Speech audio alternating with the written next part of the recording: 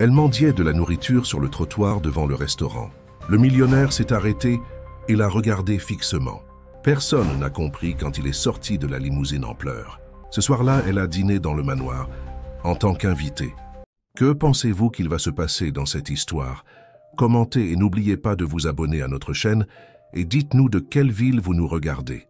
Je vous promets que ce sera la meilleure histoire que vous entendrez de votre vie. Si cette histoire vous a ému en tant qu'auditeur premium, il existe des romans encore plus profonds, intenses et secrets. Ce sont des histoires que seuls les membres les plus intimes connaissent. Cliquez sur « Devenez membre maintenant » et écoutez les meilleures histoires exclusives à un prix abordable. Le ciel de Marseille s'éveilla gris ce mercredi-là. La pluie fine qui tombait depuis l'aube semblait présager les temps difficiles qu'Élise Moreau traversait. À 34 ans, elle observait les gouttes couler le long de la fenêtre de sa petite chambre louée dans le quartier du Panier, tandis que son estomac criait famine. Cela faisait 3 jours qu'elle ne se nourrissait que de café léger et de pain rassis.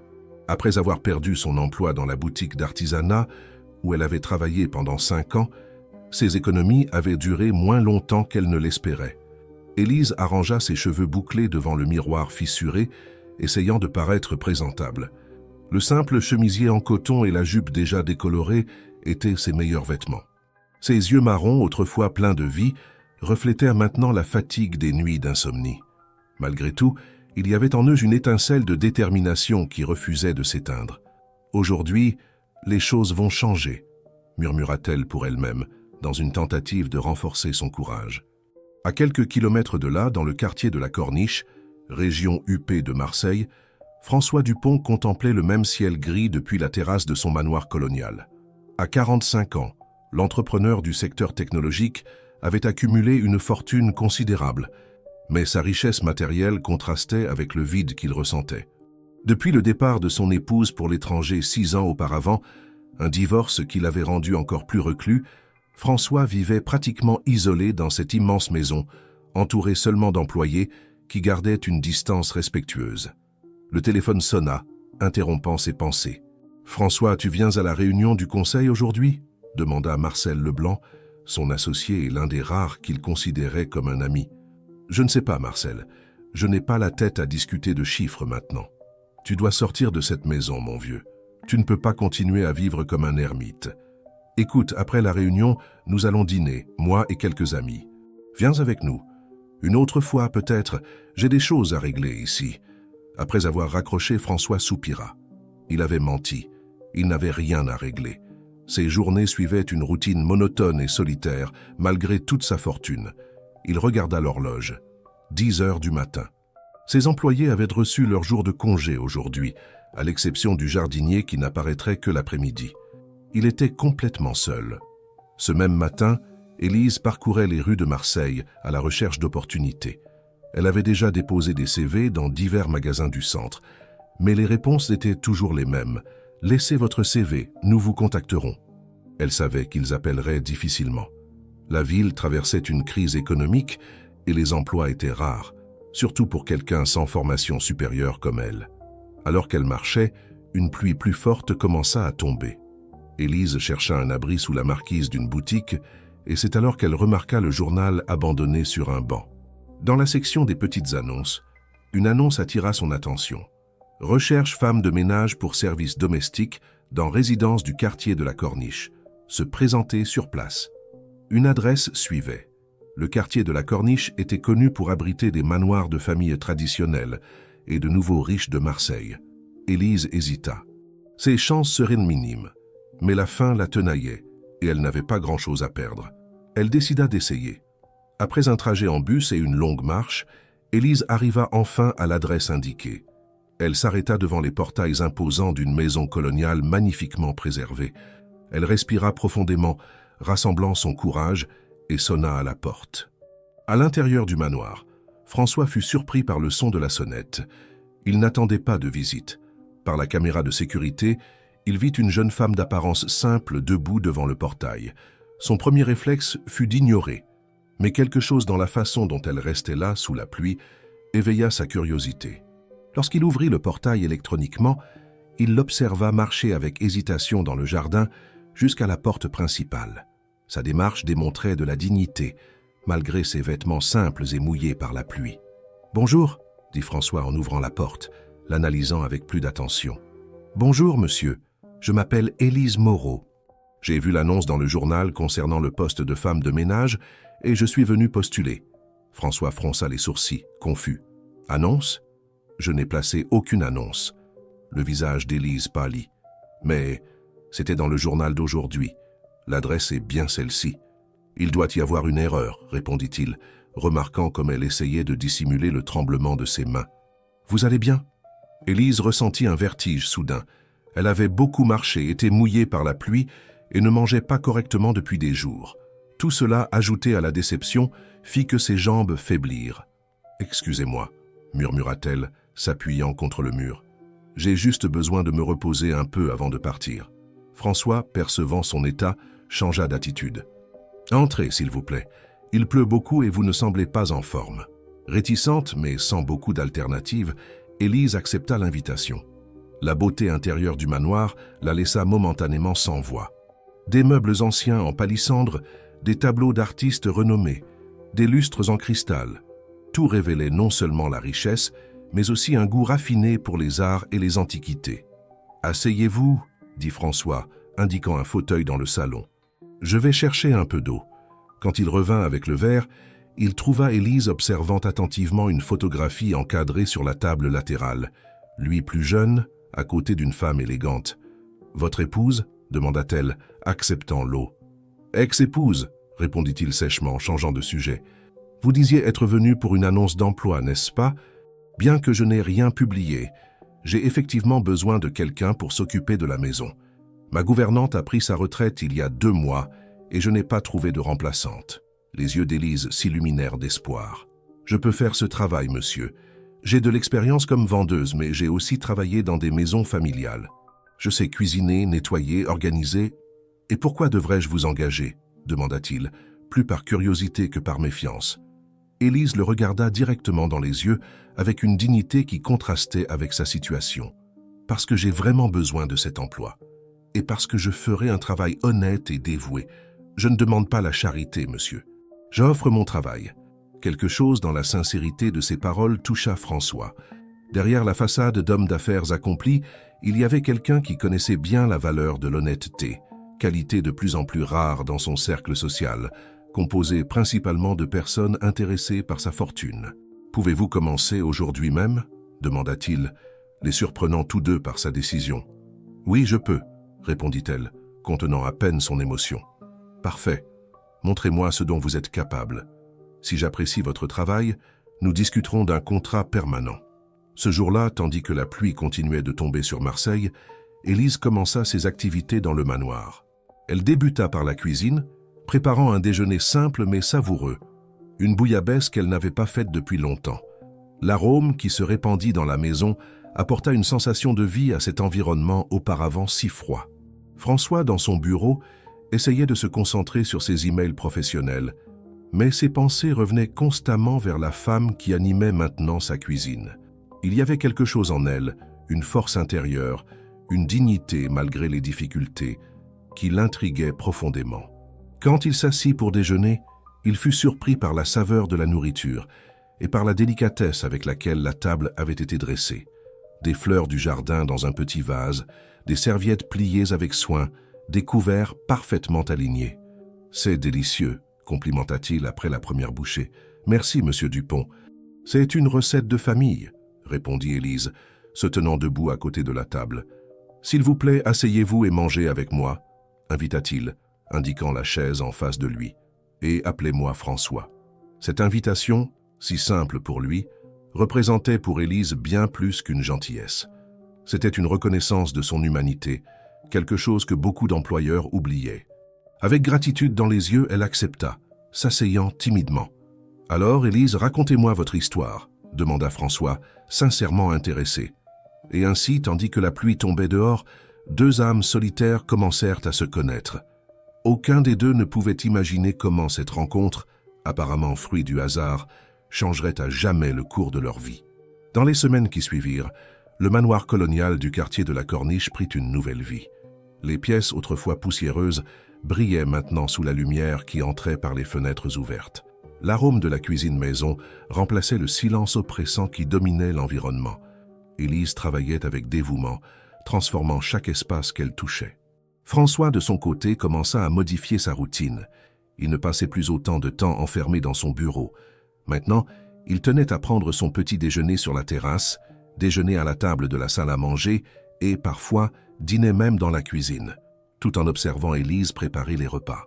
Sa présence apportait quelque chose qu'il n'avait pas expérimenté depuis longtemps, la sensation d'un foyer. « Vous devriez sortir davantage », commenta Élise un matin en servant le café. Ce magnifique jardin et la terrasse restent vides la plupart du temps. « Je ne suis pas très sociable », répondit François détournant le regard vers le journal. « Je ne parlais pas de visite. Je parlais de vous-même.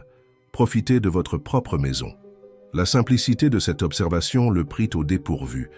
Elle avait raison. Il vivait comme un invité dans son propre manoir. Cet après-midi-là, contrairement à ses habitudes, François sortit du bureau plus tôt et alla dans le jardin. Il s'assit sur un banc à l'ombre d'un olivier centenaire et observa le travail du jardinier. C'était étrange, comme il n'avait jamais remarqué la beauté des fleurs méditerranéennes qui poussaient là, ou le chant des oiseaux qui faisaient leur nid dans les arbres. De la fenêtre de la cuisine, Élise l'observait avec un sourire discret. Il y avait quelque chose de vulnérable chez cet homme si puissant qui l'intriguait de plus en plus. Le téléphone sonna, interrompant ses pensées. « Résidence de Monsieur Dupont », répondit-elle comme on le lui avait appris. « Qui parle ?» demanda une voix féminine avec un ton d'autorité. « Élise Moreau, la gouvernante. »« Gouvernante ? Depuis quand François a-t-il une gouvernante ? Je veux lui parler immédiatement. » Élise porta le téléphone jusqu'au jardin. François répondit avec une irritation visible. « Régine, que veux-tu maintenant ?» La conversation fut brève et tendue. Quand il raccrocha, son expression avait complètement changé. « Un problème ?» risqua Élise, remarquant son changement d'humeur. « Rien d'important. Juste mon ex-femme qui veut augmenter la pension, comme toujours. » François se leva, redevenant l'homme fermé des premiers jours. « Je serai dans mon bureau. Je ne veux pas être dérangé. » Ce soir-là, pour la première fois depuis qu'elle avait commencé à travailler au manoir, Élise dîna seule. François ne sortit pas de son bureau, pas même quand elle frappa à la porte pour annoncer que le repas était prêt. Respectant son espace, elle laissa un plateau sur la table du couloir et se retira dans sa chambre dans l'annexe des employés. Vers 11 heures du soir, alors qu'elle lisait un livre emprunté à la bibliothèque du manoir, Élise entendit un bruit provenant de la maison principale. Inquiète, elle enfila une robe de chambre par-dessus sa chemise de nuit et alla vérifier. Elle trouva François dans la cuisine, assis à table avec un verre de whisky à la main et le regard perdu. « Monsieur François, tout va bien ?» Il leva les yeux, visiblement surpris par sa présence. « Désolé si le bruit vous a réveillé. J'avais soif. »« Vous ne m'avez pas réveillé. Je lisais. » Élise hésita, mais demanda alors « Voudriez-vous un thé ?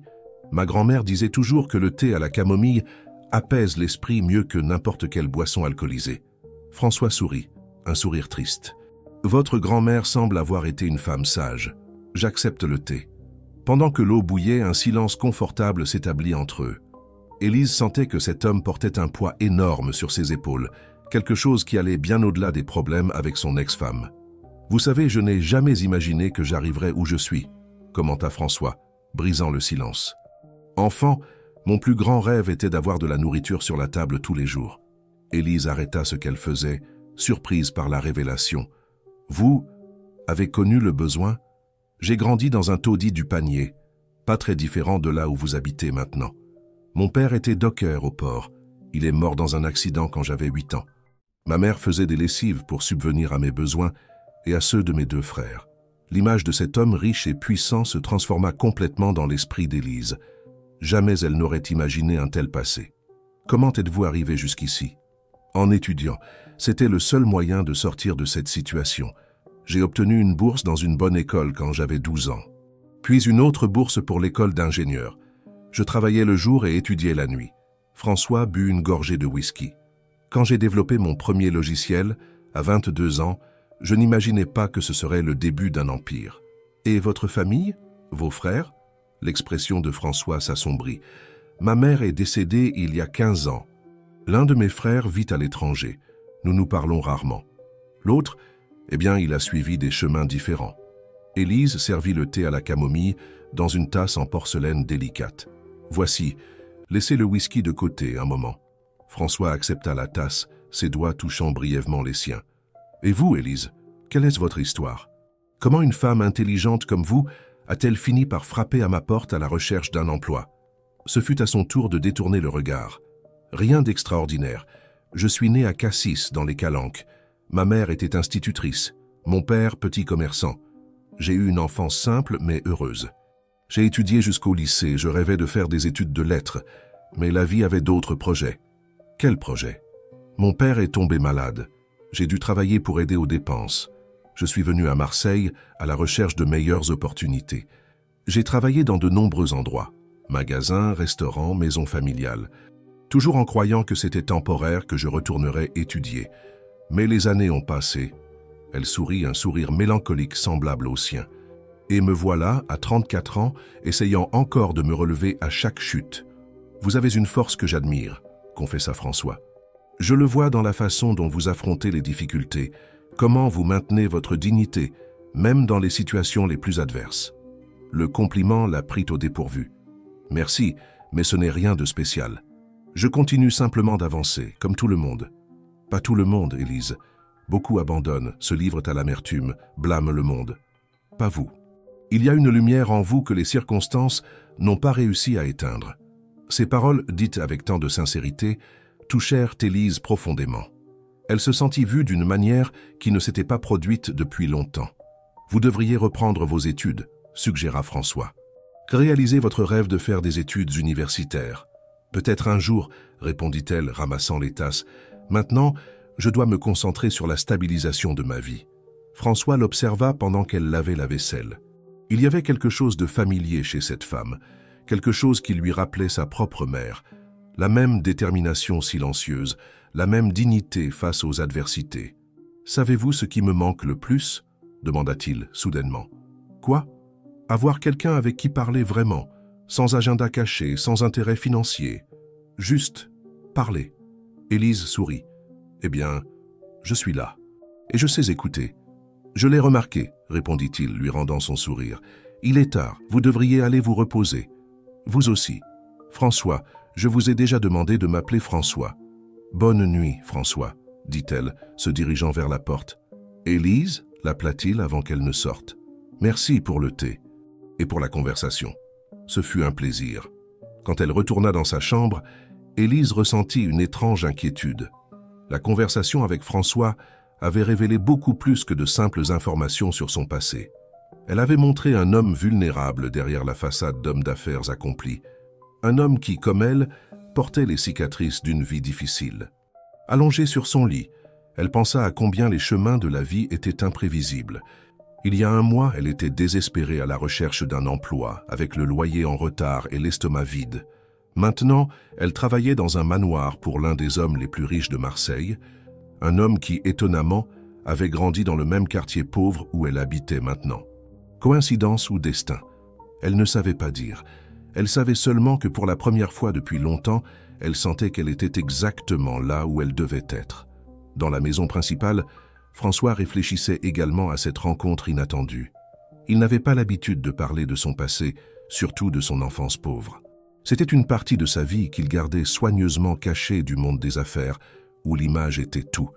Mais avec Élise, les mots avaient coulé naturellement, sans effort.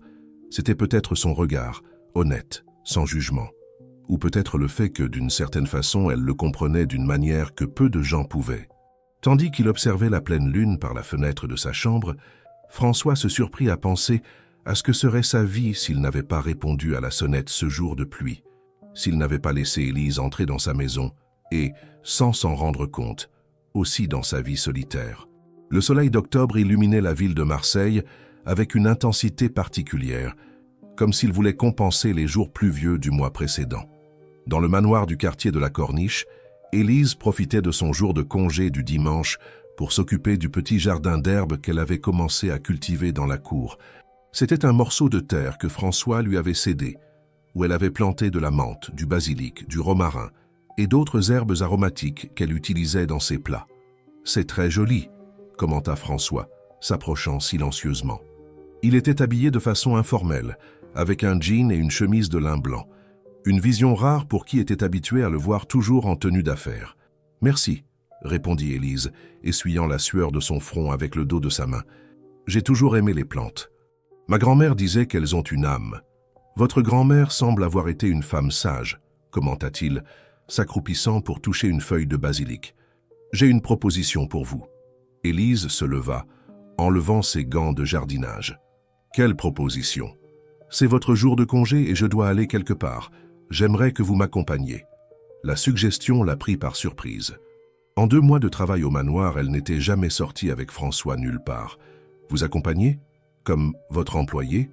Comme mon ami, répondit-il avec un sourire énigmatique. Je promets que vous ne le regretterez pas. Intriguée, Élise accepta l'invitation.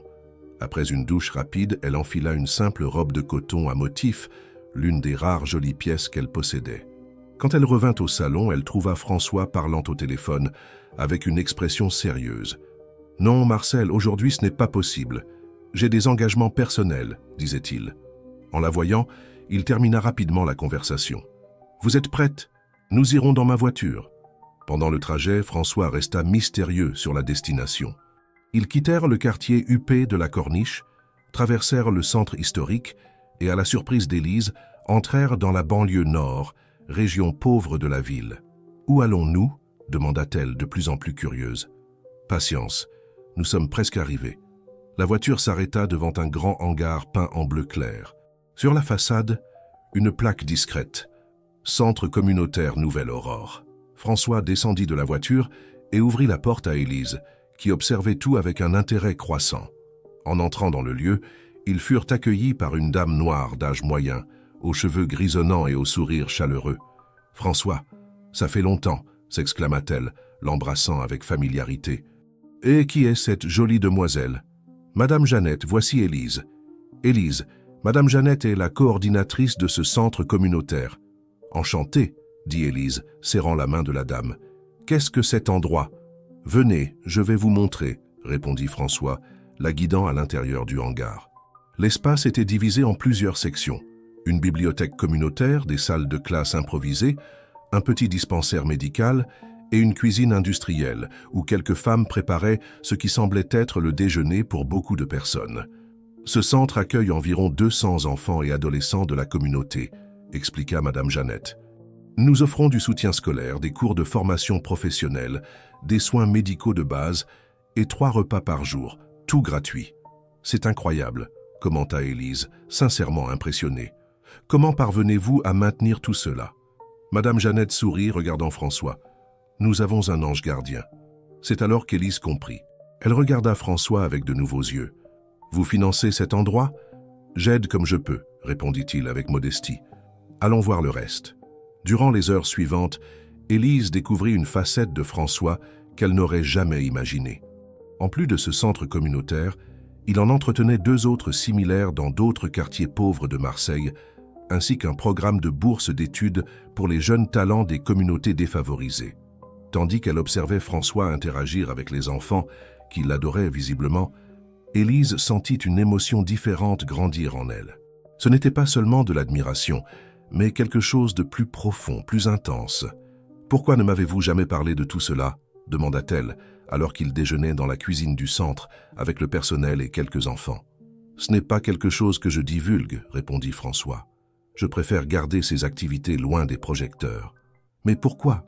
C'est un travail merveilleux qui mérite d'être reconnu. » François resta silencieux quelques instants, comme s'il réfléchissait à ce qu'il devait révéler. « Élise, dans le monde où je vis, le monde des affaires, des apparences, les gens font de la charité pour se montrer, pour nettoyer leur conscience ou pour obtenir des avantages fiscaux. Je le fais parce que je sais ce que c'est d'avoir faim. Je sais ce que c'est de ne pas avoir d'opportunité. » La sincérité de ces paroles toucha Élise profondément. Elle se souvint de la conversation dans la cuisine des semaines auparavant, quand il avait brièvement mentionné son enfance pauvre. « C'est pour cela que vous avez créé ces centres ? Pour donner des opportunités que vous n'avez pas eues ? En partie, mais aussi parce que... » Il hésita comme s'il cherchait les mots justes. « Parce qu'il y a une dette que je ne pourrai jamais rembourser. » Avant qu'Élise ne puisse en demander plus, Ils furent interrompus par un groupe d'enfants qui voulaient montrer à François leur dessin. Le moment d'intimité passa, mais la curiosité d'Élise ne fit qu'augmenter. Sur le chemin du retour au manoir, ils discutèrent du travail réalisé au centre communautaire.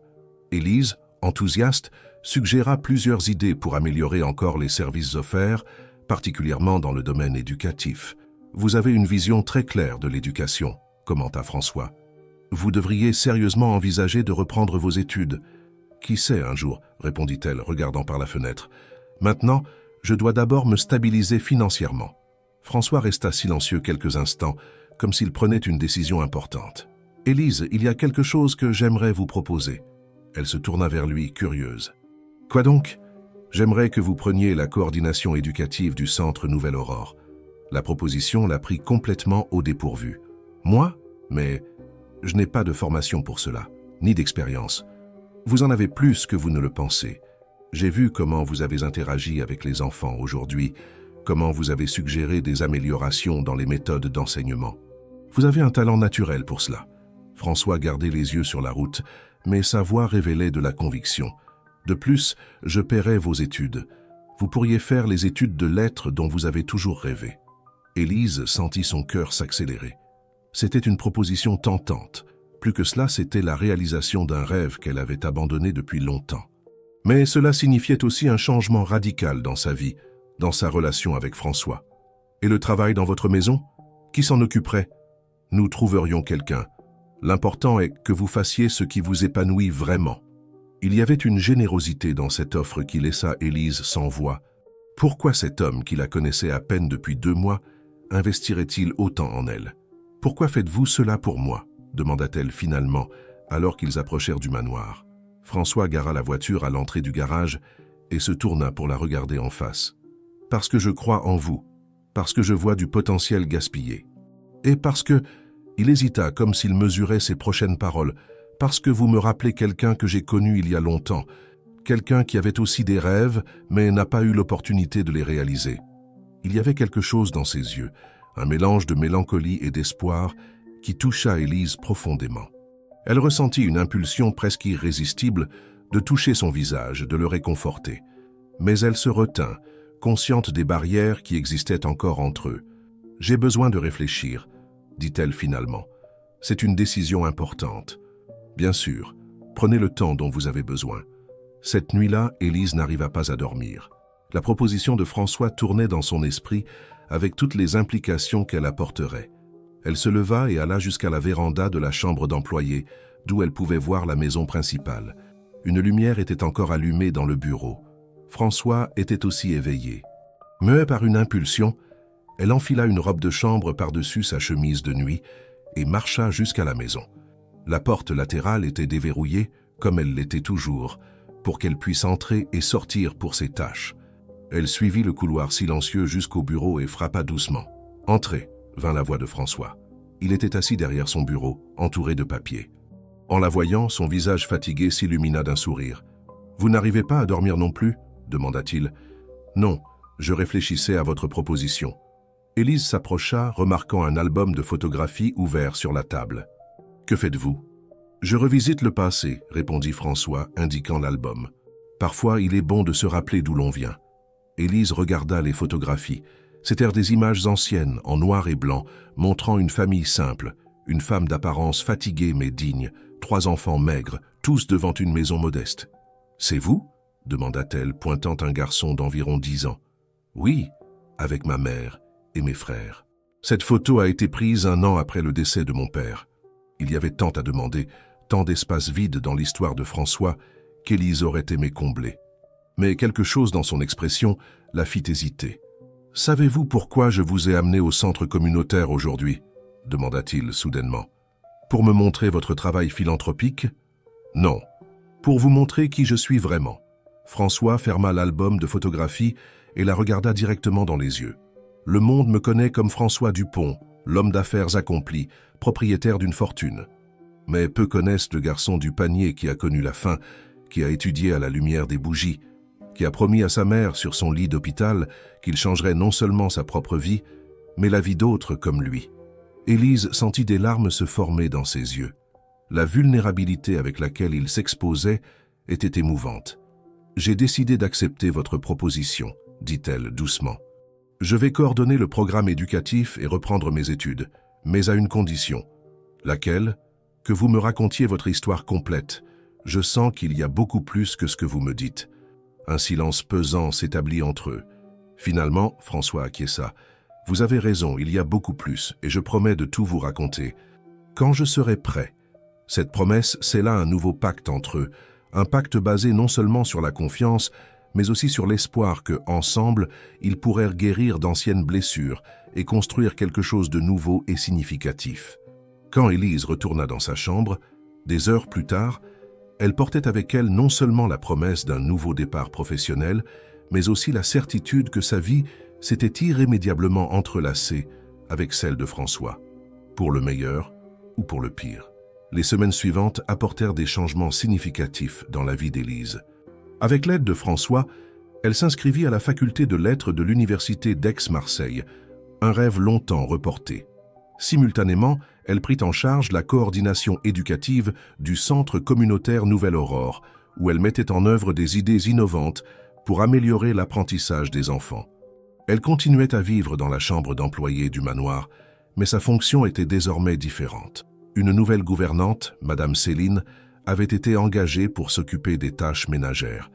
Élise et François, cependant, maintenaient l'habitude de dîner ensemble presque tous les soirs, discutant des événements de la journée.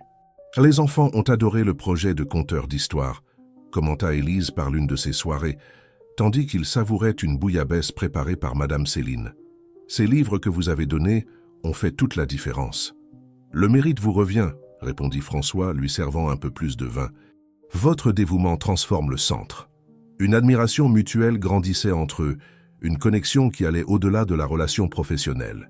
Tous deux, cependant, maintenaient une distance respectueuse, conscients des différences sociales qui les séparaient encore. Par un après-midi pluvieux de novembre, Élise travaillait dans le bureau improvisé que François lui avait cédé dans le manoir. Concentrée à préparer le rapport mensuel des activités du centre communautaire, elle remarqua à peine l'arrivée d'un visiteur. « Alors c'est vous, la fameuse Élise ?» La voix masculine la fit sursauter. À la porte du bureau se tenait un homme d'une quarantaine d'années, avec des traits qui rappelèrent vaguement ceux de François, mais avec une expression plus dure, presque hostile. « Oui, c'est moi, et vous êtes Auguste Dupont, le frère de François. » Il entra sans être invité, l'analysant d'un regard évaluateur. « Mon frère parle beaucoup de vous. » Quelque chose dans la manière dont il l'observait mit Élise mal à l'aise. « François n'est pas à la maison pour le moment. Puis-je vous aider ? » « En fait, je suis venu vous parler à vous. » Auguste s'assit sur la chaise en face du bureau, sans cérémonie. « Je suis curieux de connaître la femme qui a réussi ce que beaucoup ont tenté et échoué. Je ne sais pas de quoi vous parlez. Ne faites pas l'ingénu. Vous avez gagné la confiance de François, obtenu l'accès à ses affaires philanthropiques, réussi à ce qu'il paie vos études. Tout cela en quelques mois seulement, impressionnant. » Le ton insinuant l'offensa profondément. « Si vous êtes venu ici pour m'insulter, je vous demande de partir. » Auguste sourit, mais c'était un sourire sans joie. « Je ne suis pas venu vous insulter. Je suis venu faire une proposition. » Avant qu'ils ne puissent continuer, ils furent interrompus par l'arrivée de François. Son expression en voyant son frère était un mélange de surprise et d'irritation. « Auguste, que fais-tu ici ? Je rends visite à mon cher frère. C'est interdit maintenant. » La tension entre les deux était palpable. Élise se leva, sentant que sa présence serait importune. « Je vais vous laisser seul. »« Non, » dit François, la retenant doucement par le bras. « Restez.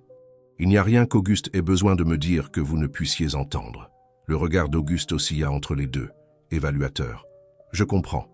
Alors les rumeurs sont vraies. »« Quelles rumeurs ?» demanda François, la voix dangereusement calme. « Que toi et ta protégée êtes plus proches qu'il ne serait approprié. » Élise sentit son visage brûler d'indignation. « Excusez-moi, mais je ne permets pas que vous insinuiez. »« Élise, s'il vous plaît, » interrompit François doucement. Puis, se tournant vers son frère, « Auguste, dis ce que tu es venu dire et va-t'en. » L'autre sourit, triomphant d'avoir provoqué une réaction. « Je suis juste venu t'informer que je serai à la réunion du conseil la semaine prochaine. En tant qu'actionnaire de l'entreprise, j'en ai le droit.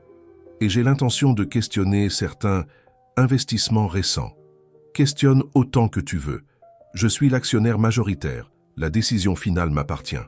Pour l'instant. Auguste se leva, ajustant son costume coûteux. Avant de sortir, il regarda une dernière fois Élise. « Ce fut un plaisir de vous rencontrer, mademoiselle Moreau. J'espère que vous savez dans quoi vous vous engagez. » Quand ils furent seuls, un silence pesant tomba sur la pièce. François semblait perdu dans des pensées sombres. « Je suis désolé pour cela, » dit-il finalement. « Mon frère a toujours été... ça difficile. Que voulait-il dire par investissement récent ?» François soupira, passant la main dans ses cheveux dans un geste de fatigue. Les ressources pour les centres communautaires et pour le programme de bourse proviennent de l'entreprise. Auguste pense que c'est un gaspillage d'argent. Et pourquoi est-il apparu maintenant? D'après ce que j'ai compris, vous vous parlez à peine. Auguste ne s'intéresse à l'entreprise que lorsqu'il pense pouvoir en tirer un avantage. Il a probablement encore besoin d'argent. François la regarda intensément. Ne le laissez pas vous déranger. Auguste a toujours été ainsi. Il essaie de déstabiliser les gens pour obtenir ce qu'il veut. Élise acquiesça, mais quelque chose dans les paroles d'Auguste avait planté une graine de doute dans son esprit. Est-ce que les gens pensaient vraiment qu'elle profitait de François? Est-ce que lui-même, à un moment donné, avait pensé cela? Ce soir-là, Élise ne descendit pas dîner. Elle allégua un mal de tête et resta dans sa chambre, essayant d'ordonner ses pensées confuses. La visite d'Auguste avait fait surgir des questions qu'elle préférait éviter, comme ses sentiments pour François, qui grandissait chaque jour, malgré ses efforts pour les garder sous contrôle. Vers 9 heures du soir, elle entendit un léger coup à sa porte. C'était François, avec un plateau contenant une assiette de soupe et du thé à la camomille. « J'ai pensé que vous pourriez avoir faim, » dit-il, avec un sourire hésitant. « Merci. Vous n'auriez pas dû vous déranger. Ce n'est pas un dérangement. » Il posa le plateau sur la petite table de la chambre et resta debout, comme s'il ne savait pas exactement quoi faire ensuite. « Vous vous sentez mieux ?»« Un peu. » Élise s'assit sur le lit, le regardant. « François, nous devons parler. » Il acquiesça, tirant l'unique chaise de la chambre pour s'asseoir. « À propos de ce qu'Auguste a dit ?»« Oui. Et à propos de... nous. » Le mot sortit presque comme un murmure. François garda le regard fixé sur elle, son expression illisible. « Que voulez-vous savoir? La vérité. Pourquoi avez-vous fait tant pour moi? Pourquoi m'avez-vous introduite dans votre vie de cette manière? Je ne suis pas naïve, François. Je sais que les hommes dans votre position ne se soucient généralement pas des personnes comme moi. » Il respira profondément, comme s'il rassemblait son courage. « Vous souvenez-vous quand j'ai dit que vous me rappeliez quelqu'un? Ce n'était pas juste une façon de parler. Vous me rappelez beaucoup, elle. Elle qui? Ma mère. » François sortit de sa poche une vieille photographie et la tendit à Élise. C'est elle, à 30 ans. Élise regarda l'image en noir et blanc d'une femme d'apparence simple, mais avec un regard intense et digne. Il y avait en effet une vague ressemblance entre elles, pas tant physique, mais dans la posture, dans l'expression déterminée. Ma mère était comme vous, forte, résiliente, pleine de rêves qu'elle n'a jamais pu réaliser.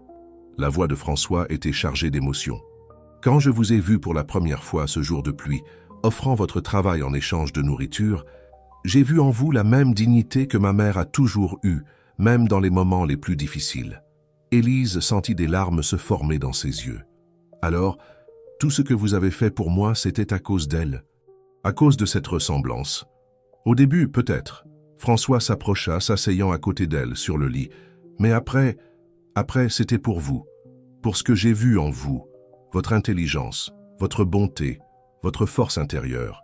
Élise, pendant toutes ces années, entourée de personnes intéressées uniquement par mon argent, vous avez été la première à me voir au-delà de la fortune, à me traiter comme un être humain, pas comme un moyen d'obtenir quelque chose. Il y avait une sincérité si pure dans ces paroles qu'Élise sentit son cœur se serrer. Sans réfléchir, elle toucha son visage du bout des doigts, un geste si intime qu'il la surprit. « J'ai peur », confessa-t-elle dans un murmure. « De quoi? De me blesser, de confondre les choses, de croire qu'il existe quelque chose entre nous qui n'existe pas. » François couvrit sa main avec la sienne. « Et si cela existait? Et si ce que je ressens pour vous était plus que de la gratitude, plus que de l'admiration? Et si j'étais en train de tomber amoureux de vous, Élise ?» Les mots flottèrent entre eux, chargés de possibilités et de risques. Élise sentit le monde tourner autour d'elle. C'était tout ce qu'elle désirait secrètement entendre, et en même temps, tout ce qu'elle craignait. « Nous ne pouvons pas, dit-elle finalement, retirant sa main. Il y a trop de barrières entre nous. Quelles barrières? L'argent? La position sociale? Cela n'a pas d'importance pour moi. Mais ça importe pour le monde. Votre frère l'a bien fait comprendre aujourd'hui. Les gens parleront, diront que j'ai profité de vous, que depuis quand vous souciez-vous de ce que les autres pensent?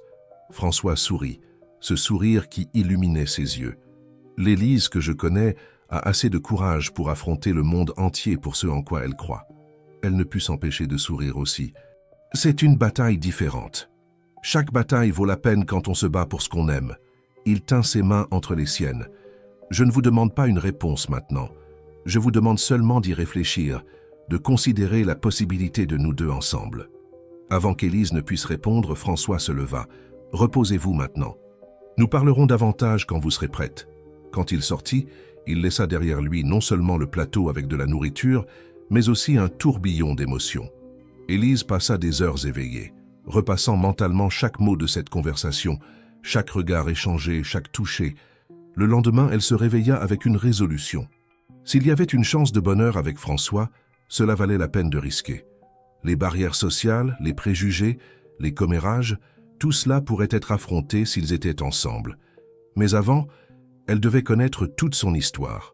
Elle devait comprendre les mystères qui entouraient encore le passé de François, les secrets qu'il n'avait pas encore révélés. Ce n'est qu'alors qu'elle pourrait donner son cœur complètement, sans réserve. Avec cette décision prise, Élise se dirigea vers la bibliothèque du manoir, où elle savait que François gardait d'anciens documents et albums de famille. Il était temps de découvrir la vérité, même si cela signifiait affronter des fantômes du passé qui pourraient tout changer entre eux. La bibliothèque du manoir était un environnement imposant, avec des étagères en palissandre qui s'étendaient du sol au plafond, abritant une vaste collection de livres rares et d'éditions de luxe. Élise s'était toujours sentie intimidée par cet espace, comme si les livres anciens gardèrent des secrets qui ne lui appartenaient pas. Ce matin-là, cependant, elle entra avec détermination.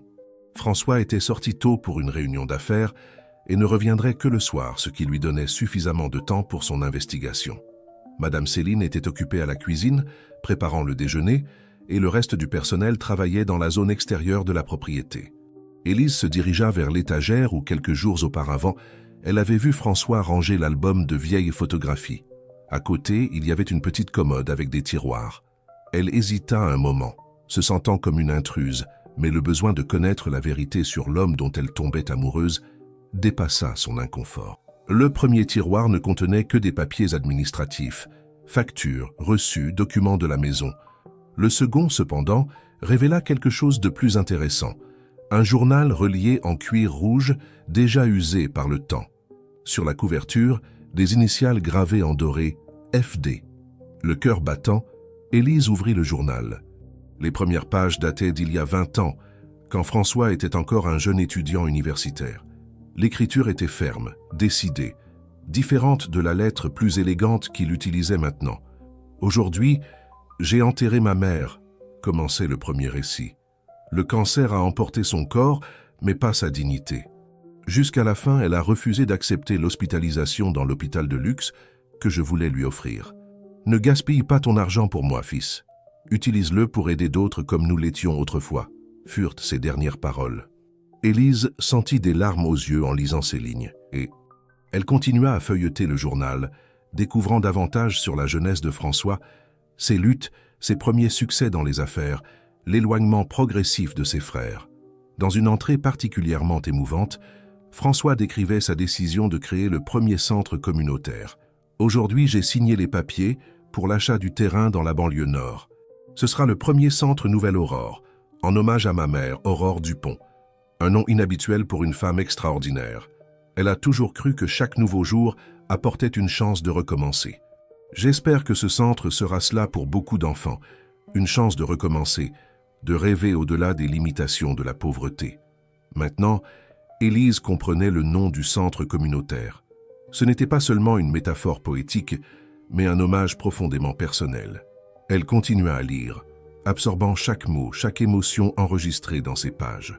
Le journal révélait un François très différent de l'homme d'affaires accompli que le monde connaissait, un homme tourmenté par des souvenirs difficiles, divisé entre le succès matériel et l'engagement moral envers ses origines. Elle arriva alors à une entrée datant de 10 ans auparavant, qui la fit se figer. « Régine m'a quitté aujourd'hui. Elle dit qu'elle n'en peut plus de vivre avec un homme qui passe plus de temps à aider des étrangers que sa propre épouse. Peut-être a-t-elle raison. Peut-être que je ne sais pas aimer normalement, sans transformer tout en une mission, en une obligation morale. Le divorce sera annoncé demain. Auguste a déjà appelé, plus préoccupé par les actions de l'entreprise que par mon état émotionnel. Charles est le seul qui semble comprendre. » Élise sentit un pincement au cœur. C'était la première fois qu'elle voyait mentionner le nom de Charles, probablement le même Marcel qui appelait fréquemment François. Elle continua à lire, avançant dans le temps. Les entrées suivantes révélaient la désillusion croissante de François avec le monde des affaires, son isolement progressif, son dévouement de plus en plus grand aux projets sociaux, généralement en cachette, loin des projecteurs des médias. Au milieu de tout cela, des mentions récurrentes du frère Auguste, toujours associées à des problèmes, de l'argent et des tentatives de prendre le contrôle de l'entreprise. Puis, une entrée datant de seulement 5 mois auparavant attira son attention. Auguste est revenu avec une nouvelle demande de prêt. J'ai refusé. Cette fois, il a menacé de tout révéler sur le passé de notre famille. « Tu penses que tes amis riches te respecteraient encore s'ils savaient d'où nous venons réellement, s'ils savaient à propos de notre père, a-t-il dit, comme si je me souciais du jugement de ces personnes superficielles. Le seul problème est que tout scandale affecterait les actions de l'entreprise et par conséquent, les ressources pour les centres communautaires. » Élise fronça les sourcils, intriguée. Qu'y avait-il de si grave dans le passé de la famille qui pourrait être utilisé comme menace? Le journal ne fournissait pas de détails, seulement des insinuations. La dernière entrée datait de 2 semaines avant l'arrivée d'Élise au manoir. « J'ai rêvé de ma mère la nuit dernière. Elle souriait comme dans les rares moments heureux que nous avons eus et disait que bientôt je ne serai plus seul. Il y aura à nouveau de la lumière dans ta vie, fils. » Je me réveille avec cette phrase qui résonne dans mon esprit. Est-ce un présage ou simplement le désir d'un homme solitaire? Élise ferma le journal profondément émue. Elle le remit exactement où elle l'avait trouvé, prenant soin de ne pas laisser de traces de son intrusion. Cependant, en fermant le tiroir, une enveloppe tomba d'un livre qui était à côté. Elle se baissa pour la ramasser et, sans le vouloir, quelques vieilles photographies glissèrent. C'étaient des images en noir et blanc d'une famille, la même qu'elle avait vue dans l'album quelques jours auparavant. Mais il y avait une photo en particulier qui attira son attention. Un jeune homme, portant un uniforme de prisonnier, à côté d'une femme, qu'Élise reconnut comme étant la mère de François, beaucoup plus jeune, tenant un bébé. Elle retourna la photographie et lut l'annotation au verso. « Visite à la prison. François, 3 mois. » Cette découverte la laissa stupéfaite. Le père de François avait été un prisonnier. Était-ce le secret qu'Auguste menaçait de révéler? Avant qu'elle ne puisse réfléchir davantage à cela, elle entendit des voix venant du couloir. Rapidement, elle remit les photographies dans l'enveloppe et la plaça là où elle l'avait trouvée. Elle prit un livre au hasard de l'étagère et fit semblant de lire quand la porte s'ouvrit. À sa surprise, ce n'était pas Madame Céline, mais Marcel Leblanc, l'associé et ami de François. « Oh, excusez-moi, dit-il, paraissant aussi surpris qu'elle. Je ne savais pas qu'il y avait quelqu'un ici. »« Ce n'est rien, » répondit Élise, essayant de paraître décontractée. « Je profitais juste de mon temps libre pour lire un peu. » Marcel l'observa avec intérêt. C'était un homme d'une 50aine d'années, avec un visage amical et des yeux perspicaces. « Vous devez être Élise. François parle beaucoup de vous. »« Oui, c'est moi. » Elle tendit la main qu'il serra cordialement. « Et vous devez être Marcel. François parle aussi beaucoup de vous. J'espère que ce sont de bonnes choses, » plaisanta-t-il. Puis, regardant le livre qu'elle tenait, il sourit. « Amateur de Gabriel Garcia Marquez ?» Élise regarda le livre dans ses mains, se rendant compte seulement alors qu'elle avait pris une édition en espagnol de 100 ans de solitude. « En fait, je ne l'ai jamais lu. Je feuilletais simplement. C'est l'un des favoris de François. Il a une théorie selon laquelle toute la littérature latino-américaine est, d'une certaine façon, connectée à notre propre histoire familiale, pleine de drames, de secrets et de passions intenses. Il y avait quelque chose dans le ton de Marcel qui suggérait plus que ce que ses mots disaient, comme s'il testait les os, évaluant ce qu'elle savait. « François n'est pas à la maison, » commenta Élise, changeant de sujet. « Je sais. En fait, je suis venu chercher des documents qu'il a préparés pour moi. » Marcel marcha jusqu'au bureau et prit un dossier. Avant de sortir, il se tourna vers elle à nouveau. « Élise, puis-je vous poser une question personnelle ?» Elle acquiesça appréhensive. « Que ressentez-vous pour François ?» La question directe la prit au dépourvu. « Pourquoi voulez-vous savoir ?» « Parce que François est plus qu'un associé pour moi, c'est mon meilleur ami depuis 20 ans, et parce que je ne l'ai jamais vu aussi vivant depuis que vous êtes entré dans sa vie. » Marcel s'approcha, son regard intense. « Mais je l'ai aussi vu souffrir beaucoup pour avoir fait confiance aux mauvaises personnes. » Élise sentit son visage brûler, partagé entre l'indignation et la compréhension. « Je ne suis pas une opportuniste, si c'est ce que vous insinuez. Je n'insinue rien. Je demande directement, que ressentez-vous pour lui ?» Elle respira profondément, optant pour l'honnêteté. « Je ne sais pas exactement. Je l'admire profondément. Je suis reconnaissante pour tout ce qu'il a fait pour moi. Et oui, il y a des moments où je ressens quelque chose de plus, quelque chose qui m'effraie parce que je n'ai jamais pensé que cela pourrait arriver. » Marcel l'observa longuement, comme s'il évaluait la sincérité de ses paroles. Finalement, il acquiesça. « François mérite d'être heureux. Il a passé toute sa vie à essayer de compenser quelque chose qui n'a jamais été sa faute. Peut-être êtes-vous exactement ce dont il a besoin, quelqu'un qui le voit pour ce qu'il est, non pour ce qu'il a ou ce qu'il fait. De quoi parlez-vous? Qu'essaie-t-il de compenser ?» Marcel sembla se rendre compte qu'il en avait trop dit. « Ce n'est pas à moi de révéler les secrets de François. Quand il sera prêt, il vous racontera. » Il se dirigea vers la porte, mais avant de sortir, il ajouta « Je vous demande seulement d'être patiente avec lui. Et si vous ne pouvez pas l'aimer, au moins ne le blessez pas plus que la vie ne l'a déjà blessé. » Après le départ de Marcel, Élise resta dans la bibliothèque, son esprit un tourbillon de pensées. Les découvertes de ce matin avaient créé plus de questions que de réponses. Qu'est-ce que François essayait de compenser? Quel secret son passé gardait-il? Et comment tout cela affecterait-il ce qui grandissait entre eux? Ce soir-là, quand François revint, Élise l'observa avec de nouveaux yeux pendant le dîner. Elle voyait maintenant non seulement l'homme présent, mais aussi le garçon qu'il avait été un jour, fils d'un prisonnier, élevé par une mère combattante, portant le poids d'un passé que peu connaissaient. « Tout va bien ?» demanda-t-il, remarquant son regard distant. « Vous semblez préoccupé. »« Je vais bien, » répondit-elle, souriant légèrement. « Je réfléchis simplement. »« À quoi ?»« À nous. » Le mot sortit avant qu'elle ne puisse le retenir. « À ce dont nous avons parlé hier. » Les yeux de François s'illuminèrent d'espoir. « Et vous êtes arrivé à une conclusion ?» Élise hésita. Elle voulait dire que oui, qu'elle était prête à risquer, à affronter n'importe quel obstacle pour rester à ses côtés. Mais les découvertes de ce jour lui avaient fait réaliser qu'il y avait encore beaucoup qu'elle ne savait pas sur François, des secrets qui pourraient tout changer. « J'ai besoin de plus de temps, » dit-elle finalement. « Il y a des choses que nous devons éclaircir avant. » François acquiesça, compréhensif. « Tout le temps dont vous avez besoin. » Puis, avec un sourire énigmatique, il ajouta « En attendant, que diriez-vous d'une promenade dimanche prochain? Il y a un endroit que j'aimerais vous montrer. » « Quel endroit? » « Une surprise.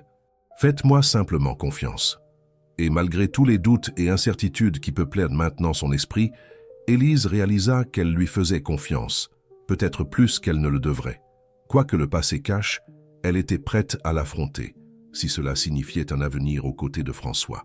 Le dimanche se leva avec un ciel étonnamment clair pour cette période de l'année. Élise se réveilla tôt, anxieuse pour la promenade promise. Elle choisit une simple robe de coton fleuri et des sandales confortables, sans savoir où François l'emmènerait. Elle le trouva sur la terrasse, buvant du café et lisant le journal. En la voyant, ses yeux s'illuminèrent d'une manière qui fit accélérer son cœur. « Bonjour, » dit-il se levant. « Vous avez bien dormi ?»« Oui, merci. Et vous ?»« Mieux que depuis longtemps. » François semblait différent ce matin-là, plus léger, presque jovial. « Êtes-vous prête pour notre aventure ? Ça dépend. Allez-vous me dire où nous allons ?» Il sourit, énigmatique. « Patience, je promets que ça en vaudra la peine. » Après le café, ils partirent dans la voiture de François. À la surprise d'Élise, il ne prit pas la direction du centre-ville, mais la route qui menait vers l'intérieur de la région. « Nous quittons Marseille ?» demanda-t-elle, curieuse. « Oui, mais ce n'est pas très loin, environ 1 heure de route. » Tandis que la voiture traversait un paysage de plus en plus rural, François alluma la radio. Une mélodie douce de bossa nova remplit l'habitacle. Ils parlèrent de sujets légers, les progrès des enfants au centre communautaire, les cours d'Élise à l'université, les livres qu'ils appréciaient tous deux. C'était facile d'être avec lui ainsi, loin des complications du manoir, des regards des employés, des ombres du passé. Pendant quelques heures, ils n'étaient qu'un homme et une femme profitant de la compagnie l'un de l'autre.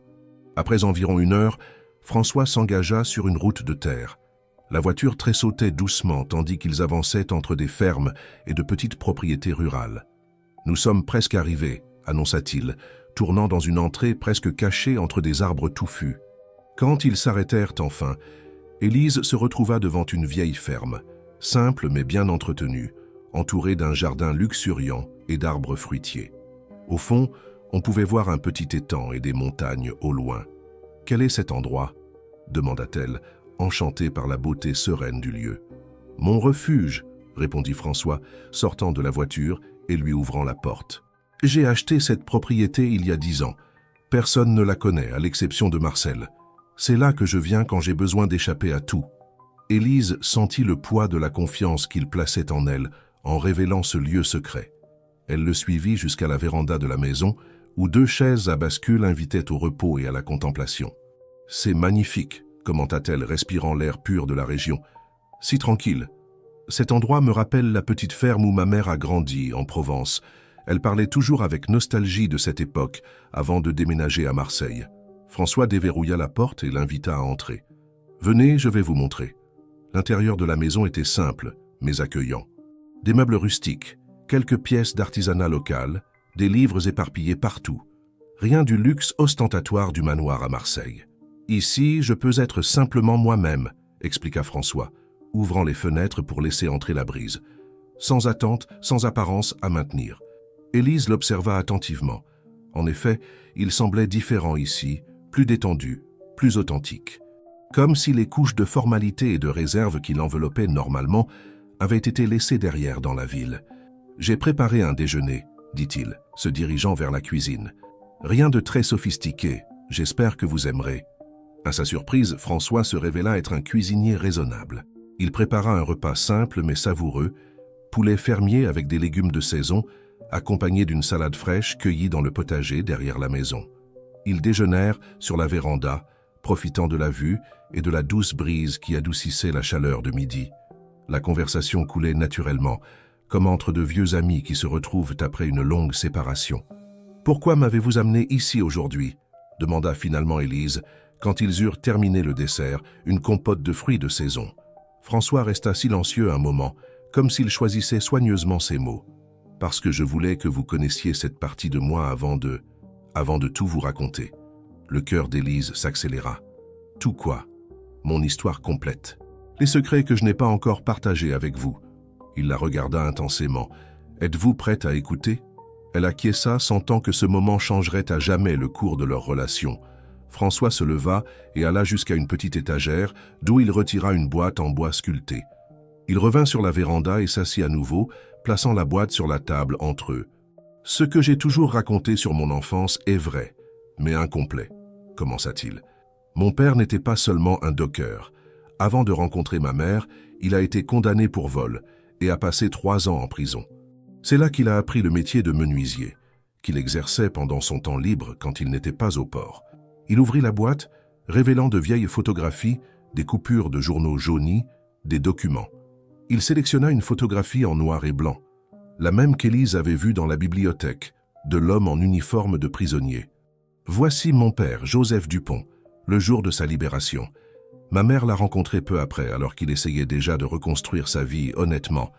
Ils sont tombés amoureux et se sont mariés, malgré l'opposition de sa famille à elle. » Élise regardait attentivement la photographie, voyant maintenant clairement la ressemblance entre père et fils, les mêmes yeux pénétrants, le même menton déterminé. « Quand je suis né, mon père vivait honnêtement depuis des années. Il travaillait dur pour subvenir aux besoins de la famille. Mais le stigmate d'ex-prisonnier ne l'a jamais complètement abandonné. Il y avait toujours des regards méfiants, des portes qui se fermaient. » François sélectionna une autre photographie, une coupure de journal avec le titre « Accident mortel au port de Marseille ». Il y avait une image floue de travailleurs réunis autour de quelque chose couvert par une bâche. L'accident qui a coûté la vie à mon père n'était pas exactement comme je l'ai raconté. Mon père a essayé de sauver un collègue tombé à la mer pendant le chargement d'un navire. Les deux se sont noyés. il a été considéré comme un héros par ses collègues portuaires. Mais pour le reste de la ville, c'était juste l'ex-prisonnier qui avait eu la fin qu'il méritait. C'est ainsi que les journaux de l'époque ont traité l'affaire.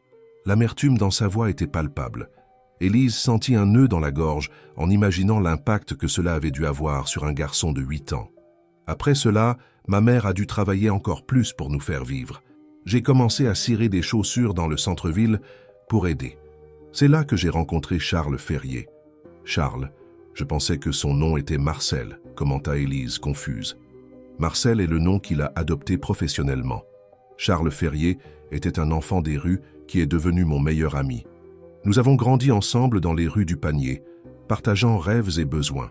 François prit une autre photographie. 2 garçons souriants, un blanc et un noir, devant une église coloniale. Nous nous sommes promis l'un à l'autre qu'un jour, nous sortirions de cette vie. Nous avons étudié ensemble, nous encourageant mutuellement.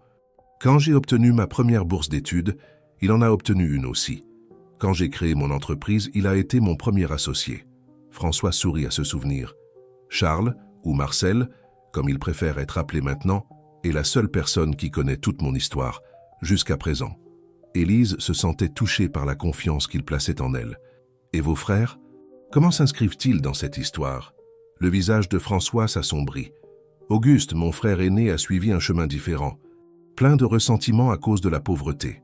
Du stigmate d'être le fils d'un ex-prisonnier, il a choisi la voie la plus facile, utiliser les gens, manipuler, faire ce qui était nécessaire pour obtenir ce qu'il voulait. François sélectionna une autre photographie, un jeune Auguste, avec une expression arrogante, à côté d'hommes plus âgés et bien habillés. Pendant que j'étudiais, Auguste s'est rapproché de personnes influentes dans la ville. Il est devenu une sorte de messager pour des politiciens corrompus. Quand j'ai créé mon entreprise et commencé à avoir du succès, il est apparu, exigeant une part. « Nous sommes une famille, disait-il. Le sang de notre père coule dans nos veines. Et vous l'avez accepté? » Oui, au désespoir de Marcel. J'ai donné à Auguste un poste et une participation minoritaire dans l'entreprise. Pendant des années, j'ai essayé de le ramener sur le droit chemin, croyant qu'au fond, il pourrait changer. Ce fut ma plus grande erreur. François soupira profondément. Auguste a presque mené l'entreprise à la faillite, avec ses décisions impulsives et ses combines douteuses. Quand je l'ai finalement écarté de l'administration, il a commencé à me faire chanter, menaçant de révéler le passé de notre père, sachant que cela pourrait nuire à l'image de l'entreprise. Et votre autre frère? Léonard vit en Europe depuis des années. Il a choisi de couper tous les liens avec le passé, y compris avec la famille. Nous nous parlons à peine. François remit les photographies dans la boîte, à l'exception de celle du père avec la mère qu'il contempla longuement. Quand ma mère était sur le point de partir, elle m'a fait promettre 2 choses, que je n'aurais jamais honte de mes origines et que j'utiliserais mon succès pour aider d'autres à avoir les opportunités que mon père n'a jamais eues. Les centres communautaires sont l'accomplissement de cette promesse. Élise sentit des larmes aux yeux. Tout avait un sens maintenant. Le dévouement presque obsessionnel de François aux projets sociaux, son malaise avec la vie luxueuse, son aversion pour la publicité autour de ses actions philanthropiques. Pourquoi n'avez-vous jamais rendu cette histoire publique? Cela pourrait inspirer tant de personnes. Pendant longtemps, j'ai eu peur. Peur que le stigmate qui a poursuivi mon père me poursuive aussi. Peur que les investisseurs abandonnent l'entreprise s'ils apprenaient que le président était le fils d'un ex-prisonnier. François fit un sourire triste. Mais principalement peur de ne pas être digne de la rédemption que je cherche. Rédemption. Vous n'êtes coupable de rien, François. Je suis coupable de m'être éloigné de mes origines, d'avoir permis à la peur de m'empêcher d'honorer complètement la mémoire de mon père et d'avoir essayé d'acheter ma paix intérieure avec de l'argent, croyant qu'aider les autres financièrement serait suffisant. François se leva et marcha jusqu'à la balustrade de la véranda, regardant le paysage. Élise le suivit, se plaçant à ses côtés. « C'est pour cela que vous m'avez aidé? Pour vous racheter d'une certaine façon ?» Il se tourna pour la regarder en face, ses yeux pleins d'émotion. « Au début, peut-être. Vous m'avez tellement rappelé ma mère ce jour de pluie. La même dignité, la même force. Vous aider semblait être la chose juste à faire. Et maintenant? Maintenant. » François hésita comme s'il cherchait les mots justes. « Maintenant, c'est différent. Ce que je ressens pour vous va au-delà de l'admiration, au-delà de l'identification avec votre passé. » Élise, Vous avez apporté de la lumière dans ma vie alors que je m'étais déjà résigné à l'obscurité. Vous me donnez envie d'être une meilleure personne, non par culpabilité ou obligation, mais par amour. » Le mot flotta entre eux, chargé de signification. Élise sentit son cœur s'accélérer. C'était la première fois que François parlait explicitement d'amour. « J'ai peur », confessa-t-elle dans un murmure. « De quoi ? De ne pas être suffisante, de ne pas être à la hauteur de vos sentiments. Qu'un jour vous réalisiez que je suis juste une femme ordinaire, sans rien de spécial à offrir. » François prit ses mains entre les siennes. « Vous êtes extraordinaire, Élise. Votre force, votre détermination, votre capacité à affronter les adversités sans perdre votre bonté. C'est rare, précieux. Vous n'êtes pas spécial pour ce que vous avez ou ce que vous faites, mais pour ce que vous êtes. » À ce moment, avec le soleil de l'après-midi illuminant le visage de François, Élise sentit toutes les barrières qu'elle avait construites autour de son cœur s'effondrer. Elle se pencha vers lui et leurs lèvres se rencontrèrent dans un baiser doux, timide, comme un premier pas dans un territoire inconnu. Quand ils s'éloignèrent, tous deux souriaient, un mélange de soulagement et d'attente dans les yeux. « Que se passe-t-il maintenant » demanda-t-elle. « Ce que vous voulez qu'il se passe, » répondit François. « Je ne suis pas pressé. Nous pouvons construire cela ensemble, un jour à la fois. » Le moment d'intimité fut interrompu par un tonnerre lointain. Ils regardèrent le ciel et virent des nuages sombres s'approcher rapidement. « On dirait qu'un orage arrive, » commenta François. « Peut-être devrions-nous retourner à Marseille. » Tandis qu'ils préparèrent les choses pour partir, la pluie commença à tomber, d'abord quelques gouttes éparses, puis une averse intense. En quelques minutes, la route de terre qui menait à la propriété se transforma en un bourbier impraticable. « Je pense que nous devrons attendre que la pluie cesse, » dit François, observant par la fenêtre la force de la tempête. Élise acquiesça, sentant une étrange sensation de déjà-vu. C'était par un jour de pluie qu'elle était arrivée au manoir de François, changeant à jamais le cours de leur vie. Et maintenant, une autre pluie les forçait à rester ensemble, isolés du monde extérieur. « Il semble que le destin insiste pour nous rapprocher les jours de tempête, » commenta-t-elle avec un sourire. François lui rendit son sourire, l'enlaçant par derrière tandis qu'ils observaient la pluie tomber. Peut-être est-ce un signe. Après la tempête vient toujours le calme.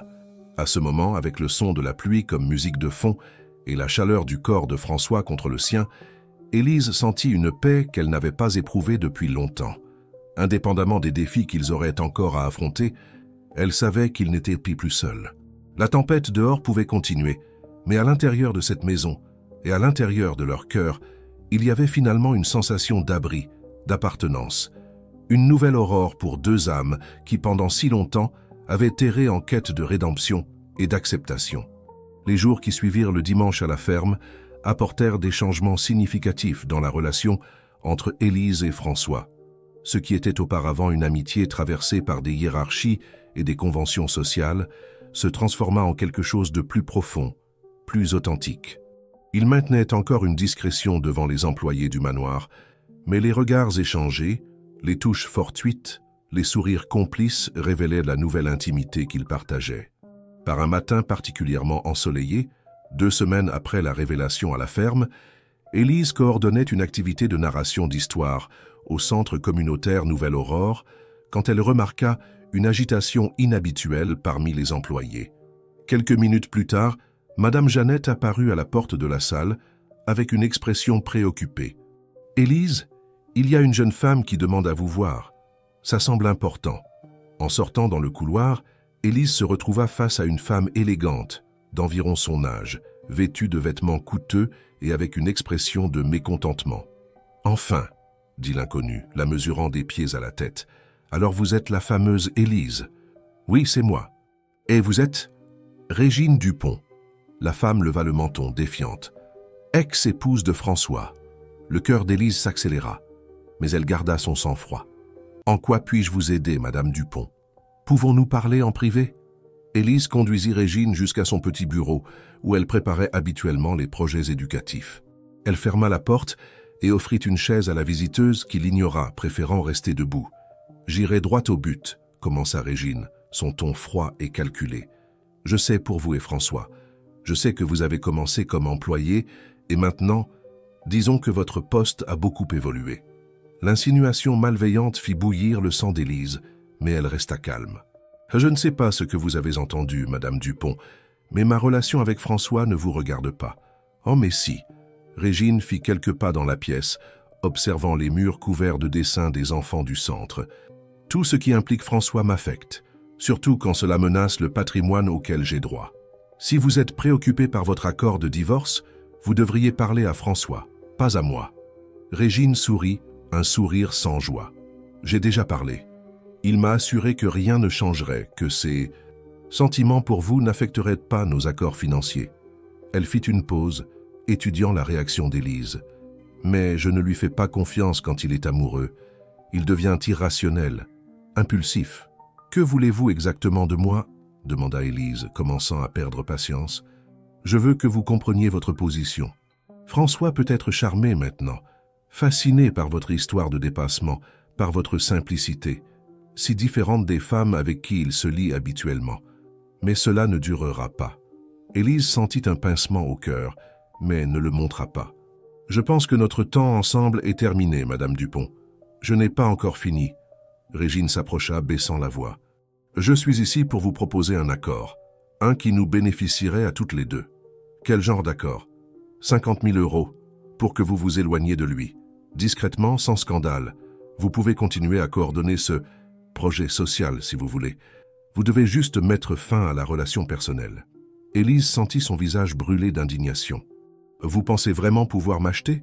Quel genre de personne pensez-vous que je suis ? » « Le genre de personne qui vient d'en bas et qui connaît la valeur de l'argent, » répondit Régine, avec un sourire froid. « Réfléchissez bien, Élise. 50 000 € peuvent changer votre vie.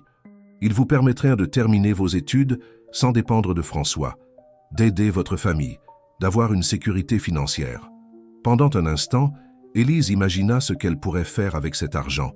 Payer une maison à elle, garantir un meilleur traitement pour son père malade à Cassis, investir dans son éducation. Mais cette pensée disparut aussi rapidement qu'elle était venue. « Je pense que notre conversation est terminée, » dit-elle ouvrant la porte. « Veuillez sortir. » Régine la fixa pendant un long moment, surprise par le rejet. « Vous êtes plus sotte que je ne le pensais, ou plus ambitieuse. Peut-être visez-vous un prix plus grand. Le seul prix qui m'intéresse est de pouvoir me regarder dans le miroir sans honte. » Élise maintint la porte ouverte, impassible. « Au revoir, Madame Dupont. » Quand Régine sortit enfin, Élise ferma la porte et s'y appuya tremblante, non de peur mais de colère. Comment cette femme osait-elle essayer de l'acheter? Comment osait-elle réduire ses sentiments pour François à un calcul financier? Ce même soir, pendant le dîner au manoir, Élise raconta l'incident à François. Elle s'attendait à le voir irrité, peut-être même furieux, mais sa réaction fut étonnamment calme. « Je suis désolé que vous ayez vécu cela, » dit-il, tenant sa main sur la table. Régine a toujours été trop pragmatique quand il s'agit d'argent. Vous n'êtes pas en colère? Je le suis, mais pas surpris. Régine a toujours cru que tout et tous ont un prix. François sourit, serrant sa main.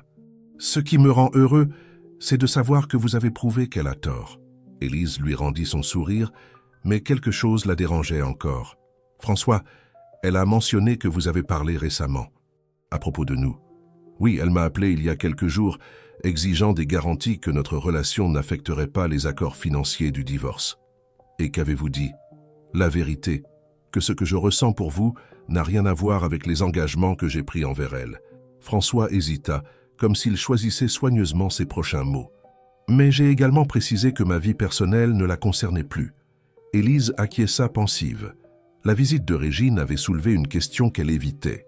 Le monde extérieur, avec ses jugements et préjugés, avec sa tendance à réduire les relations à des transactions. « À quoi pensez-vous » demanda François, remarquant son expression distante. « À la façon dont le monde va nous percevoir. À comment ils diront que je suis avec vous par intérêt, que je ne suis qu'une opportuniste de plus qui a fait un coup de filet. Et cela importe? Ça ne devrait pas, mais... » Élise soupira. « Je ne veux pas que votre réputation soit ternie à cause de moi. Je ne veux pas que vos projets sociaux souffrent à cause des commérages sur nous. » François resta silencieux un moment, puis se leva et lui tendit la main. « Venez avec moi.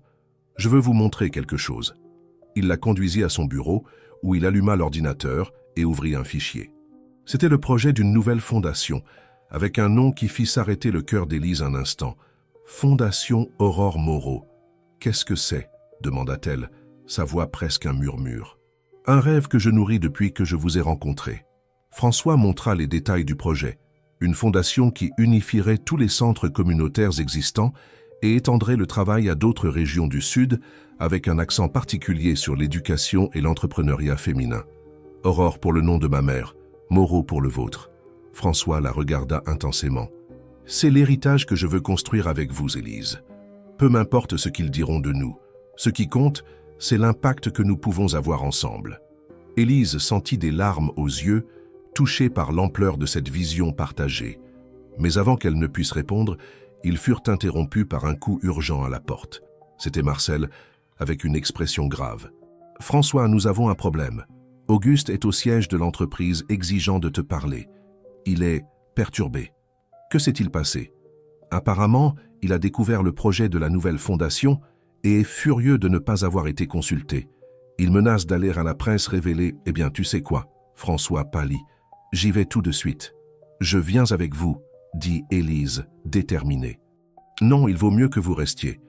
Auguste peut être imprévisible quand il est dans cet état. C'est précisément pour cela que je viens avec vous. » Elle prit son bras fermement. « Je ne vous laisserai pas affronter cela seul. » Après un moment d'hésitation, François acquiesça. Les trois partirent pour le centre d'affaires de Marseille, où se trouvait le siège de la société. Durant le trajet, Marcel expliqua qu'Auguste avait tenté d'accéder au compte de l'entreprise plus tôt dans la journée, mais avait été bloqué par le système de sécurité. Furieux, il avait commencé à faire des menaces et à exiger une réunion immédiate avec son frère. Quand ils arrivèrent à l'immeuble moderne de verre et d'acier, ils trouvèrent des agents de sécurité tentant de contenir Auguste dans le hall. Il gesticulait frénétiquement, le visage rouge de colère, sa voix altérée résonnant dans l'environnement. « Enfin !» s'exclama-t-il, en voyant François. « Le grand philanthrope daigne apparaître. »« Allons parler dans mon bureau, » dit François, gardant son calme. Il regarda Élise, comme s'il voulait la protéger de ce spectacle lamentable. « Elle vient aussi, » insista Auguste, pointant Élise du doigt. « Après tout, c'est à cause d'elle que nous sommes dans cette situation, n'est-ce pas ?» Dans le vaste bureau du dernier étage, avec vue sur la Méditerranée, Auguste continua son discours furieux, accusant François de trahison envers la famille, de détourner les ressources de l'entreprise pour des projets personnels, d'être manipulé par une arriviste, tout cela pendant qu'Élise et Marcel assistaient en silence. « Tu me dois des explications, » rugit Auguste. « Je suis ton frère, j'ai le droit de savoir ce que tu fais avec notre patrimoine. »« Notre ?» François éleva enfin la voix. « Auguste, tu as une participation minoritaire dans l'entreprise. Une participation qui n'existe que parce que je l'ai permis, par respect pour la mémoire de notre mère. Mais tu n'as jamais contribué à la croissance de cette entreprise. Au contraire, tu n'as causé que des problèmes. Comment oses-tu » Auguste avança de façon menaçante, mais Marcel s'interposa entre les frères. « Je suis un Dupont, autant que toi. J'ai le même sang, les mêmes droits. Avoir le même sang ne te donne pas le droit de saboter tout ce que j'ai construit, » répondit François, sa voix maintenant contrôlée, mais ferme. « Je suis fatigué de tes chantages, Auguste. Fatigué de vivre sous la menace que tu révèles notre passé. »« Ah, c'est donc ça ?» Auguste rit un rire amer. « Maintenant que ta petite amie sait tout, tu n'as plus peur? Tu penses être protégé? Il ne s'agit pas d'elle. » François regarda brièvement Élise, puis revint à son frère. « Il s'agit d'honorer la mémoire de notre père, de ne plus avoir honte de nos origines. » Les paroles prirent Auguste au dépourvu. Pendant un instant, son masque d'arrogance vacilla, révélant le garçon insécurisé qu'il avait été un jour. « Ne viens pas avec ce discours moraliste, » répliqua-t-il, mais son ton n'avait plus la même conviction. « Sans mon silence toutes ces années, tu n'aurais pas construit cet empire. Personne n'aurait fait confiance au fils d'un prisonnier. »« Vous avez tort, » intervint Élise, parlant pour la première fois. « Ce que François a construit, il l'a construit par son propre effort, sa propre intelligence.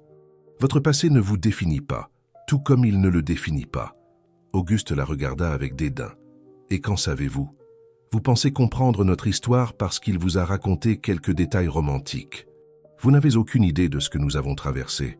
Je sais suffisamment pour comprendre que vous utilisez le passé comme excuse pour vos mauvais choix, » répondit Élise, soutenant son regard. Tandis que François a transformé la douleur en motivation pour aider les autres, vous l'avez transformée en amertume et ressentiment. Un silence pesant tomba sur la salle. Pendant un long moment, Les quatre se regardèrent, l'air chargé d'émotions contenues. Ce fut Marcel qui brisa finalement le silence. « Auguste, je pense que nous devons tous nous calmer et discuter de cela de manière civilisée. Que dirais-tu d'une réunion formelle demain, avec des avocats présents pour revoir ta participation dans l'entreprise, pour que je sois complètement écarté ?» Auguste rit sans humour. « Je ne suis pas si naïf. Pour trouver une solution qui fonctionne pour tous, » répondit François, retrouvant sa composition. « Je peux racheter ta participation, Auguste, pour une valeur équitable. Tu auras du capital pour investir dans tes propres projets, suivre ton propre chemin. » L'offre sembla surprendre Auguste. Il était évident qu'il s'attendait à plus de résistance, plus de conflits. « Et qui gagnes-tu à part te débarrasser de moi ?»« La paix, » répondit François simplement. « Pour moi, pour toi, pour notre famille. Il est temps d'aller de l'avant, Auguste. De laisser le passé là où il appartient, dans le passé. » Quelque chose dans la sincérité de ses paroles sembla toucher Auguste. Son visage, auparavant déformé par la colère, s'adoucit lentement. « Tu crois vraiment que c'est possible? Que nous pouvons simplement aller de l'avant? Je crois que nous pouvons essayer. » François tendit la main à son frère. « Pour nous, pour la mémoire de nos parents. » Pendant un moment tendu, tous dans la salle retinrent leur souffle, attendant la réaction d'Auguste. Finalement, il accepta la main tendue, dans une poignée brève mais significative. « Demain, alors, avec les avocats. » Il se dirigea vers la porte, mais avant de sortir, il regarda une dernière fois Élise. « J'espère que vous savez ce que vous faites. Mon frère n'est pas un homme facile. Les meilleurs hommes le sont rarement, » répondit-elle avec un léger sourire. Quand la porte se referma derrière Auguste, François laissa échapper un long soupir de soulagement. Marcel lui tapota l'épaule en un geste de soutien silencieux. « Pensez-vous qu'il tiendra parole ?»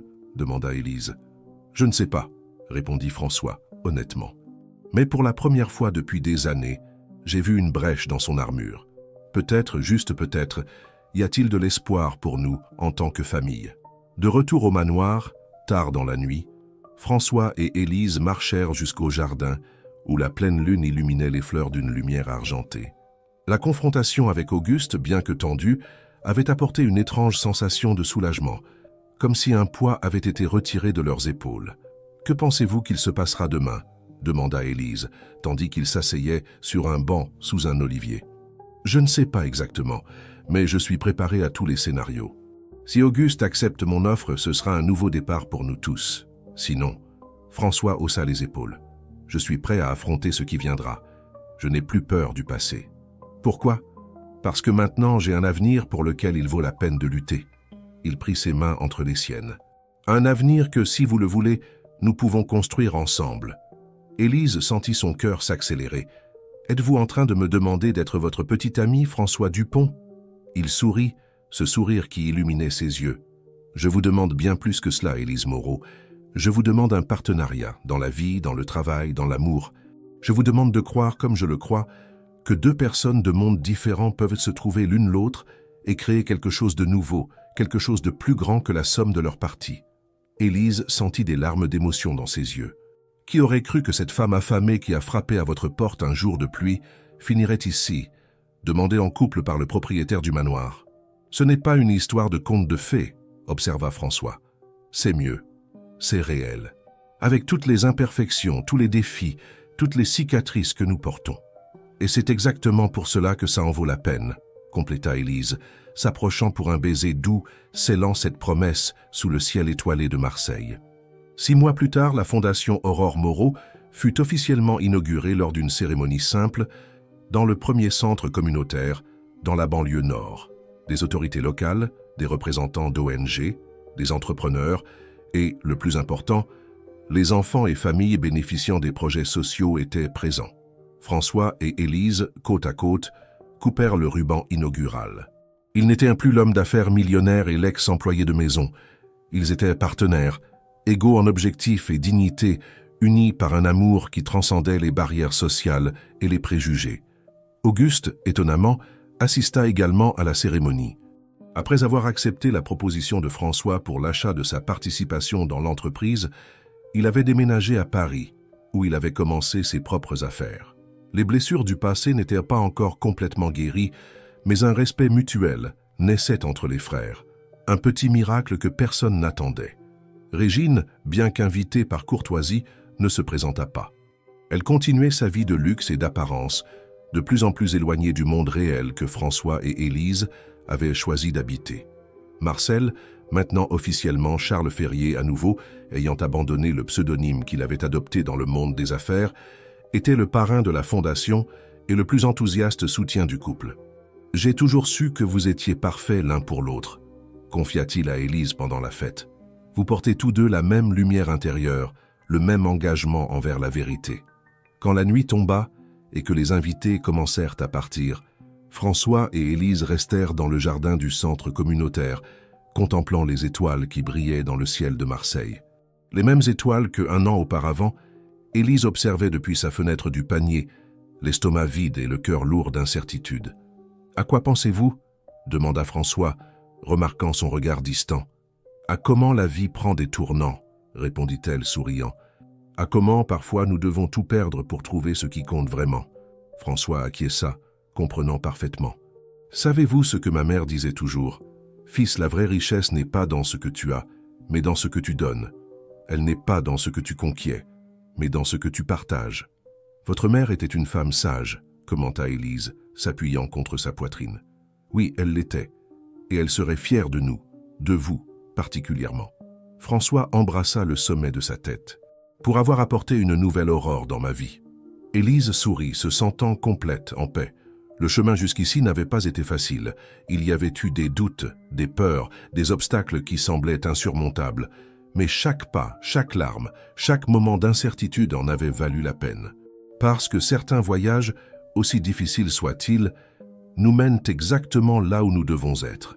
Et certaines rencontres, aussi improbables qu'elles paraissent, sont écrites dans les étoiles bien avant que nous ne sachions que nous nous cherchons l'un l'autre.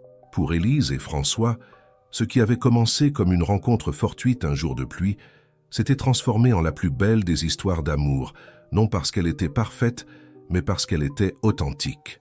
Non parce qu'elle était exempte d'obstacles, mais parce que chaque obstacle surmonté les avait rendus plus forts, plus unis, plus conscients de la valeur de ce qu'ils avaient trouvé l'un en l'autre. Et tandis que la nuit avançait sur la ville de Marseille, ils restaient enlacés sous le ciel étoilé, non comme patrons et employés, non comme riches et pauvres, non comme bienfaiteurs et bénéficiaires, mais comme deux êtres humains qui, malgré toutes les différences, avaient trouvé en l'autre la moitié qui complétait leur histoire. Une nouvelle aurore, en effet, pour tous les deux, pour toujours.